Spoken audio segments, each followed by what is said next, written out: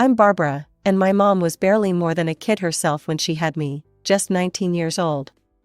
She'd married my dad right after graduating high school, and I came along a year later. I remember how people would always mistake us for sisters when I was growing up, something that made Mom beam with pride every single time. I'd watch her get ready every morning, fascinated by her dedication to appearance.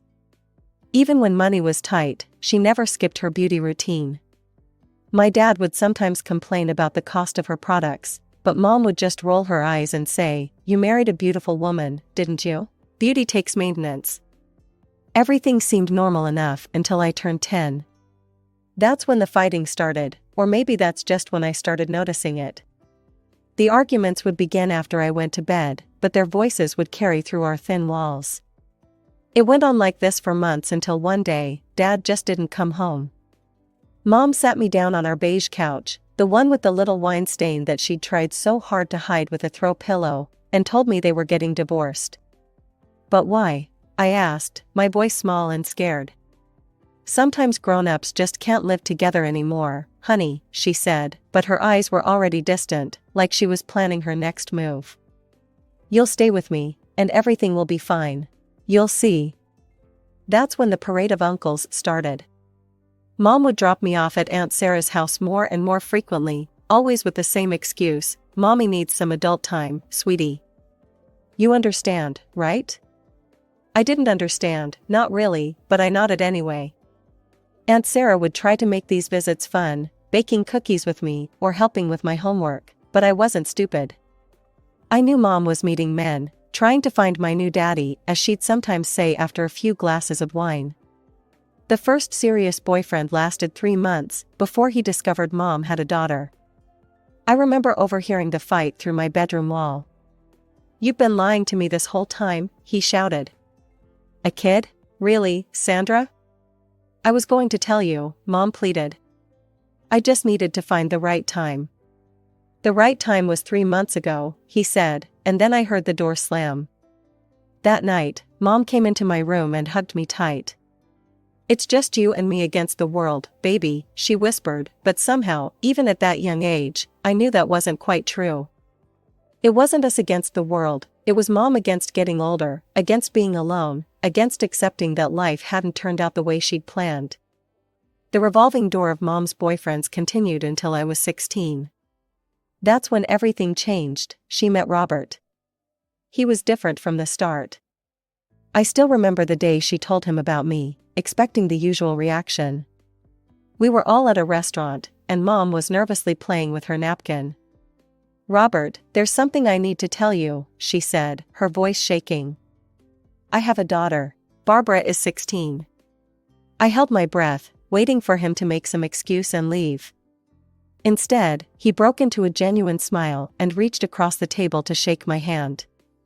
"I'd been wondering when I'd get to meet you," he said warmly. "Your mom's phone background is a picture of you two together." That was the first surprise. Mom hadn't deleted all traces of me from her phone this time. The second surprise was how natural everything felt after that. Robert didn't try too hard to be my dad or pretend we were instantly family. He just treated me like a person. "Hey Barbara, want to help me fix up the old Mustang in the garage?" he'd ask, or "What do you think about these paint colors for the living room?" 6 months later, they got married. It was a small ceremony, but it felt right. For the first time in years, I felt like we might actually be a normal family. Before I even turned 17, Mom announced she was pregnant. Emma came along just a few months after my 17th birthday, and Lucy followed almost exactly a year later. When I graduated high school, Dad came through with his promise to pay for my college tuition. "You earned this, kiddo," he told me as we looked through university brochures.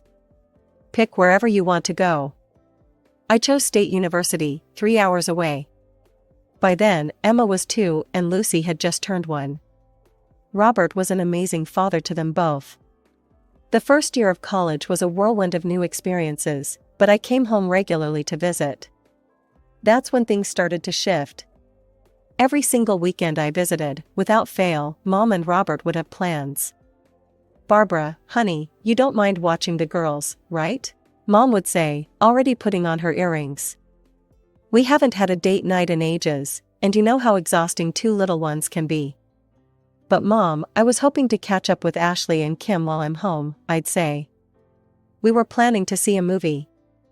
Oh, you can do that next time. The girls have been so excited to see their big sister. You wouldn't want to disappoint them, would you? She'd give me that look, the one that made me feel guilty for even thinking about my own plans.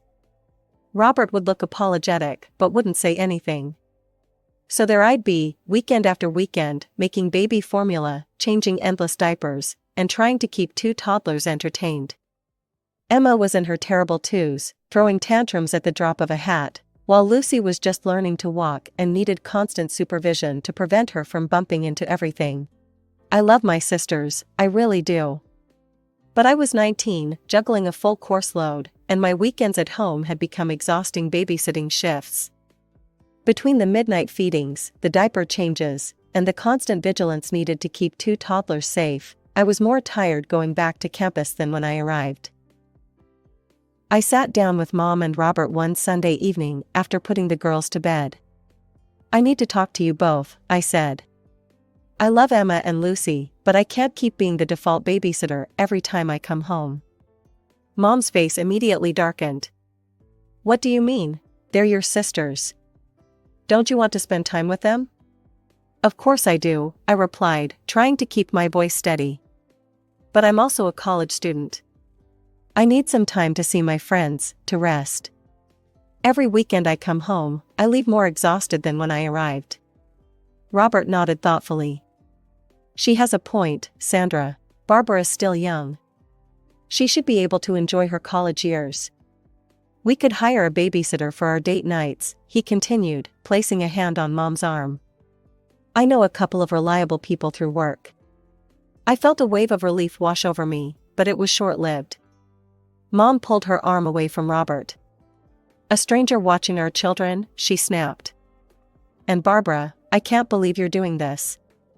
You're being selfish, just like your father. That was the last weekend I spent at home during college. I still called to check on the girls, but I stopped making the 3-hour drive back. Mom's guilt-tripping texts became a regular thing. Your sisters keep asking where you are, and I guess family doesn't mean much to you anymore. 4 years passed. I graduated with my business degree and landed a junior management position back in my hometown. The salary wasn't great, but it was enough to rent a small one-bedroom apartment. I thought maybe now, with some distance and independence, things with Mom would improve. Then the bomb dropped. Mom and Robert were getting divorced. No warning, no explanation, just Mom calling to tell me it was over. The girls, now 5 and 4, would stay with her, and Robert agreed to pay generous alimony. I should have seen what was coming next. It started with a casual request, Barbara, could you watch the girls this Saturday? I have an appointment. That appointment turned out to be a date. Soon, history began repeating itself in a way that made my stomach turn. Every weekend, without fail, Mom would show up at my apartment with Emma and Lucy in tow. I was putting in 60-hour weeks at work, taking every extra shift I could get, determined to climb the corporate ladder. My rare days off should have been for catching up on sleep, meeting friends for coffee, maybe even dating. Instead, I found myself building pillow forts and mediating sisterly squabbles while Mom was out living her life, as she put it. The worst part? I couldn't say no. Not when Emma would look up at me with those big brown eyes, asking if we could make cookies together. Not when Lucy would curl up in my lap with her favorite storybook. They were innocent in all this, just like I had been at their age. One sleepless night, after another weekend of babysitting, I found myself scrolling through Mom's social media. What I saw made my blood run cold. Her profile was filled with selfies at bars, restaurants, and yoga studios, but Emma and Lucy were nowhere to be found. It was like they didn't exist in her online world. I did find one photo of myself with her, taken at a cafe last summer. The caption read, "Such a lovely lunch date." Can you guess if this is my sister or daughter? Forever 21, good genes. The comments made me want to scream. OMG Sandra, definitely your sister. You look way too young to have a daughter that age. Girl, you look younger than her. What's your secret? Sisters for sure. You're aging backwards. I laughed, but it was hollow. The reality hit me like a ton of bricks. Mom was doing exactly what she'd done with me years ago, hiding her children to appear more attractive to potential partners. History wasn't just repeating itself, it was getting worse. Robert would call me regularly to check on the girls. He was still such a good father, always asking about their schoolwork, their friends, if they needed anything. How are they really doing, Barbara? He'd ask, concern evident in his voice. Sandra doesn't tell me much anymore. I hated lying to him. They're good, Robert. Mom's taking good care of them. The words tasted bitter in my mouth, but Mom's warning echoed in my head, don't you dare tell Robert anything. He'll just try to take the girls away. Then came the day that changed everything. I stopped by Mom's house unannounced, arms loaded with bags of fresh fruit and treats for the girls. The moment I walked in, Emma and Lucy descended on the food like they hadn't eaten in days. Something felt off. I walked to the kitchen and opened the fridge. The sight made me sick, a half-empty bottle of milk, some condiments, and not much else. The cabinets were equally bare. Mom, I screamed, storming into her bedroom where she was trying on new clothes. Why is there no food in this house? What are the girls eating? She lifted her chin, showing off her newly tightened neck. Don't be so dramatic, Barbara. I had to get some work done. The alimony only stretches so far, and I need to look young if I want to find a good man. The girls can survive on simple meals for a few weeks. I felt something snap inside me. Are you serious? You spent their food money on plastic surgery? It's an investment in our future, she replied calmly. Once I find a wealthy husband, the girls will have everything they need. I'm calling Robert right now, I threatened, pulling out my phone. Mom's face crumpled. Please, Barbara. I promise it won't happen again. I'll go grocery shopping tomorrow. Just don't tell Robert, please. I put my phone away, but my hands were shaking with rage. I mean it, Mom. If I ever find out you're neglecting them again, I'm telling Robert everything. No more secrets, no more lies. And you can kiss your alimony goodbye. Just over a month after the refrigerator incident, Mom showed up at my apartment looking pale and distressed.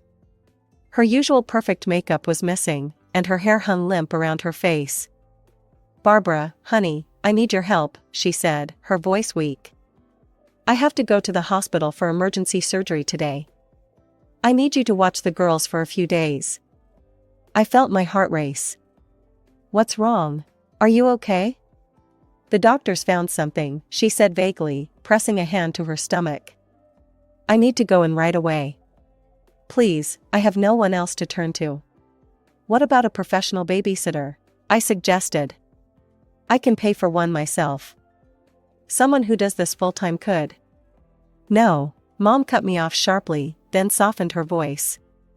No strangers. I don't trust them with my babies. Okay, well, what about Robert? He's their father. Or Aunt Sarah? Mom shook her head. Robert's not answering his phone, and Sarah's out of town on business. Please, Barbara, I'm desperate. I looked at Emma and Lucy standing quietly beside her, clutching their little backpacks. What choice did I have? Let me call my boss, I sighed, already reaching for my phone. I had to use my unpaid personal days, but at least my job was secure. The first day was exhausting. The girls seemed more unruly than usual, probably picking up on the stress of the situation. Emma threw tantrums over everything, the wrong color cup, Lucy touching her toys, the sandwich cut in squares instead of triangles. Lucy followed her sister's lead, and soon I had 2 screaming children on my hands, more often than not. By the second day, I was running on fumes. Between cooking meals, doing laundry, cleaning up endless messes, and trying to keep them entertained, I barely had time to breathe. I'd just gotten them down for a nap when my phone rang. Hey, Barbara. It was my friend Kelly, who lived near Mom's house. Some party your mom's throwing. There's loud music, tons of cars parked outside, and they've got these gorgeous string lights everywhere. Must have taken hours to set up. Is it someone's birthday? That's impossible, I said, my voice shaking. My mom's in the hospital having surgery. The girls are here with me. You must be looking at the wrong house.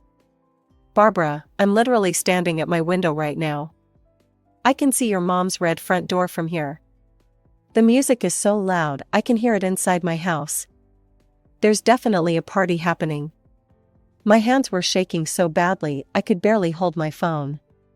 I tried calling Mom 5 times, straight to voicemail every time. Something wasn't right, and I was going to figure out what. I pulled up Mom's social media page, nothing new there. Just the usual selfies and inspirational quotes about living your best life. But then I remembered her best friend Janet's obsession with posting everything live. I clicked over to Janet's page, and there it was, a live stream. Oh my God, you guys, Janet's voice blared through my speakers. I am so excited to be here celebrating my bestie's engagement. Look at this gorgeous party she put together. The camera panned around my mother's living room, now transformed with twinkling lights and flowers. Dozens of people were mingling, champagne glasses in hand. My stomach lurched when I saw Mom in the background, radiant in a new red dress, nothing like the sick woman who'd shown up at my door. I can't believe this, I whispered to myself. The girls were still playing quietly in the next room.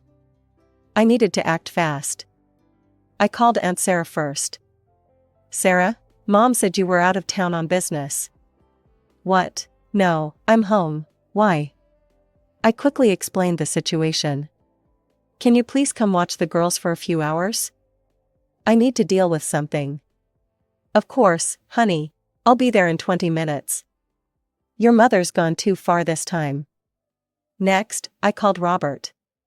He picked up on the first ring. Barbara, is everything okay? Not answering your phone, huh? I said bitterly. That's what Mom told me when I suggested calling you about watching the girls. What are you talking about? Sandra hasn't called me in weeks. I took a deep breath and told him everything, the supposed emergency surgery, the girls staying with me, and what I'd just discovered on the live stream. She's throwing an engagement party? His voice was dangerously quiet. I'm picking you up in 10 minutes. Sarah's watching the girls? Yes, she's on her way. Good. It's time we had a family meeting. Those 10 minutes felt like hours. I paced the floor, alternating between rage and disbelief. When Robert's car pulled up, I was already waiting outside.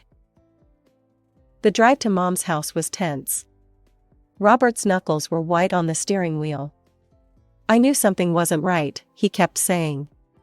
The way she's been acting with the girls lately. I should have pushed harder. We could hear the music from halfway down the block. Cars lined both sides of the street, and light spilled from every window of the house.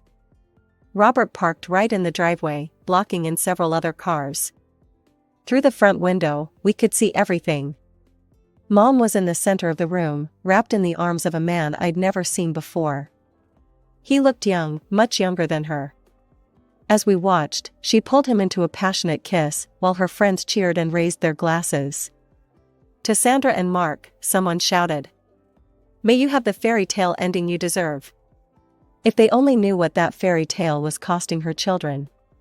Robert and I walked straight into the house without knocking. Mom stood frozen in the middle of the room, her champagne glass slipping from her fingers and shattering on the hardwood floor. Barbara? Robert? Her face went from flushed to pale in seconds. What are you doing here? Funny, I said, my voice carrying across the now quieting room. I was about to ask you the same thing.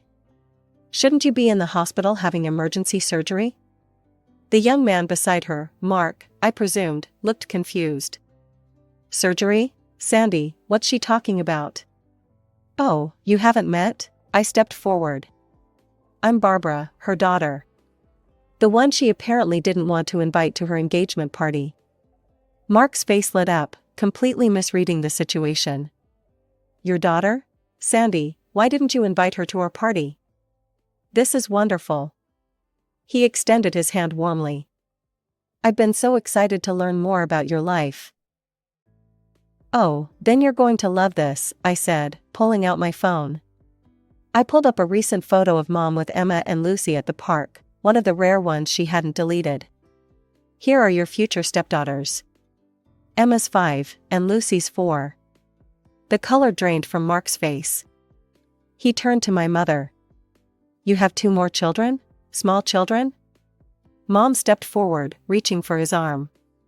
Mark, darling, I can explain. Explain what? His voice cracked. That you hid 2 small children from me? After I specifically told you I'm not ready for kids. I'm 28, Sandra. I told you I wanted to travel, build my career first. They're hardly ever around, Mom pleaded. Their father takes them most of the time. Actually, Robert cut in, his voice ice cold, that's not true. Barbara's been watching them every weekend while you go dating. And apparently now you're dumping them on her with fake medical emergencies so you can throw engagement parties. The guests were starting to edge toward the door, sensing the impending explosion. Mark looked like he'd been slapped. This is insane, he shook his head. A complete hoax. He backed away from Mom. The wedding's off, Sandra. I can't even look at you right now. Within minutes, the house had cleared out. Mom stood in the middle of her decorated living room, mascara running down her face. How could you? She screamed at me. You've ruined everything. My one chance at happiness. Happiness? Robert's voice boomed. What about our daughter's happiness? The daughters you've been neglecting while you chase men? Barbara told me about the empty fridge, Sandra. About the plastic surgery. First thing tomorrow, I'm calling my lawyer. I'm filing for full custody. Mom's face contorted. You can't. I can and I will. You won't have to hide them anymore, Sandra. They'll live with me full time. And you can forget about the alimony, you've made it very clear how you're spending it, and it's not on our children. The drive back to my apartment was silent. When we arrived, Emma and Lucy ran to their father, throwing their arms around his legs. Daddy, are we having a sleepover at your house?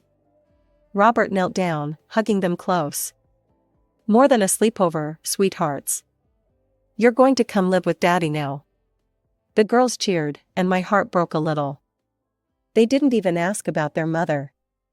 The aftermath of the engagement party explosion played out exactly as I should have expected. Mom took to social media like a warrior going to battle. Her posts started appearing everywhere. My own daughter betrayed me out of jealousy. She couldn't stand to see her mother happy and in love. Toxic daughter, betrayal. I couldn't stay silent.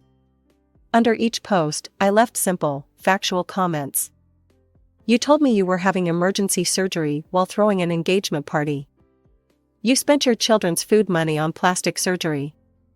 You left your daughters with me every weekend while dating. The family started taking sides. But unlike what Mom expected, most of them stood with me. Aunt Sarah was the first to speak up. Sandra, we've watched you neglect your children for years. Barbara was protecting her sisters. Then came the trial. I'll never forget sitting in that cold courtroom, watching Mom try to maintain her usual perfect facade while Robert's lawyer methodically destroyed it.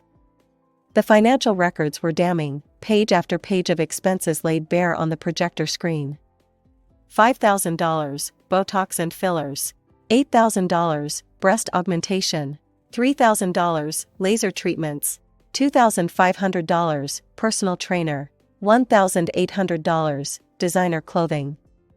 And then, in stark contrast, $200, children's clothing, 3 months. $150, school supplies. $300, groceries, monthly average. When it was my turn to testify, Mom wouldn't look at me. I told the court everything, the empty fridge, the constant babysitting under false pretenses, the way she hid the girls from potential boyfriends. The judge's decision was swift and unequivocal. Mom was stripped of her parental rights. She stormed out of the courtroom without looking back. That was 6 months ago. Mom doesn't speak to me anymore. I'm a traitor now. Sometimes she still posts about me, about what a terrible daughter I am, how I destroyed her life. I've stopped reading them. Through the grapevine, I hear she's living with her friend Janet now. Robert took possession of the house he'd been paying for, and Mom had to move out. It's probably easier for her now, I told Robert recently, while watching Emma and Lucy play in his backyard. She doesn't have to hide any children anymore. He squeezed my shoulder. Their loss is our gain. And he's right. The girls are thriving with Robert. They're in therapy, dealing with their abandonment issues, but they're happy. Their rooms are filled with artwork and toys. The fridge is always stocked. They're in dance classes and soccer teams, and their father never misses a recital or a game. I go over for dinner twice a week now, and we actually get to enjoy our time together. Last night, Emma showed me her science project while Lucy practiced reading out loud. No pressure, no guilt, no manipulation, just family being family. Sometimes I wonder if Mom will ever realize what she gave up in her endless pursuit of youth and romance. But that's not my problem anymore. My job now is to be the big sister these girls deserve, to help them grow into strong women who know their worth isn't measured by their appearance or relationship status. As for me, I'm finally living my own life. I got that promotion at work. I'm dating someone who makes me laugh. And every time I see my sisters' faces light up when I visit, I know I made the right choice.